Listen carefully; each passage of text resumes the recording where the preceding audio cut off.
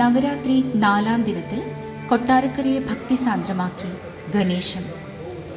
കൊട്ടാരക്കര ശ്രീ മഹാഗണപതി ക്ഷേത്രത്തിലെ നവരാത്രി മഹോത്സവത്തിൻ്റെ 4-ാം ദിനം ഡോക്ടർ ലക്ഷ്മിപ്രിയയുടെ നേതൃത്വത്തിൽ തിരുവനന്തപുരം കേന്ദ്രമായുള്ള ശ്രീ പത്മനാഭ നാട്യകലാക്ഷേത്രത്തിലെ കലാകാരികൾ അവതരിപ്പിച്ച ശാസ്ത്രീയ നൃത്ത കച്ചേരി ഭക്തിസാന്ദ്രമാക്കി.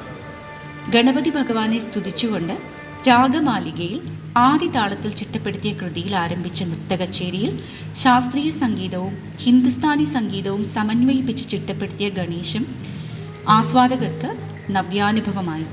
തുടർന്ന് അവതരിപ്പിച്ച രാഗമാലികയിലെ അർദ്ധനാരീശ്വര നൃത്തവും കാപ്പി രാഗത്തിലും ആദിതാളത്തിലും ചിട്ടപ്പെടുത്തിയ രാസലീലയും ശ്രദ്ധേയമായി. തുടർന്ന് വേദിയിൽ അരങ്ങേറിയ പൂന്താനത്തിൻ്റെ ജ്ഞാനപ്പാന നൃത്താസ്വാദകർക്ക് ഭക്തിയിലൂടെ മനുഷ്യ മനസ്സിനെ ചിന്തിപ്പിക്കുന്ന തരത്തിലുള്ളൊരു ദൃശ്യവിരുന്നായിരുന്നു. പ്രായത്തിൽ കുറഞ്ഞ കലാകാരികളോടൊപ്പം പ്രായത്തിൽ മുതിർന്ന കലാകാരികളും ചേർന്നാണ് 2 മണിക്കൂർ നീണ്ടുനിന്ന ശാസ്ത്രീയ നൃത്ത കച്ചേരി അവതരിപ്പിച്ചത്.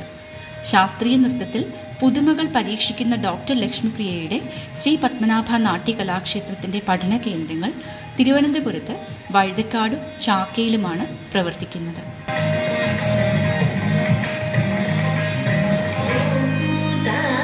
some